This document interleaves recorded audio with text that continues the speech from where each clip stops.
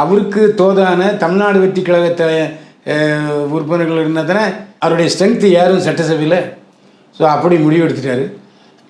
இப்போ போன வருஷம் அதிமுக எம்எல்ஏக்கள் எல்லாமே அதிர்ச்சியில் இருக்காங்க. அதுக்கு என்ன அவருக்கு அந்த முன்னாள் எம்எல்ஏக்களுக்கு என்ன ஆறுதல் கொடுத்துருக்காருன்னா, நான் உங்களை அப்படி கைவிட மாட்டேன், ஏதாவது வாரியத்தில் போஸ்ட்டு அரசாங்கத்தில் அமைச்சருக்கு நிறைய போஸ்ட்டுகளை நான் உங்களுக்கு கொடுக்குறேன், ஆனால் எம்எல்ஏஸுக்கு தரமாட்டேன் அப்படின்னு சொல்லியிருக்காரு.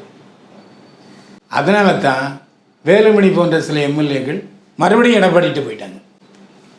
அவர் எடப்பாடி பழனிசாமி என்ன பண்ணார்னா, துணை பொதுச் செயலாளர்னு போஸ்ட்டை வேலுமணி கொடுத்தார். அவர் என்ன சொன்னார், எனக்கு டம்மி போஸ்ட்லாம் வேணாம்னு சண்டை போட்டுருக்காரு. ஆக அதிமுகவில் ஊசலாடுகிற எம்எல்ஏக்கள் எல்லாருமே அதிமுகவிலையும் குடைச்சல் கொடுக்குறாங்க, தமிழ்நாடு வெற்றி கழகத்துலேயும் தலைவலியாக இருக்காங்க.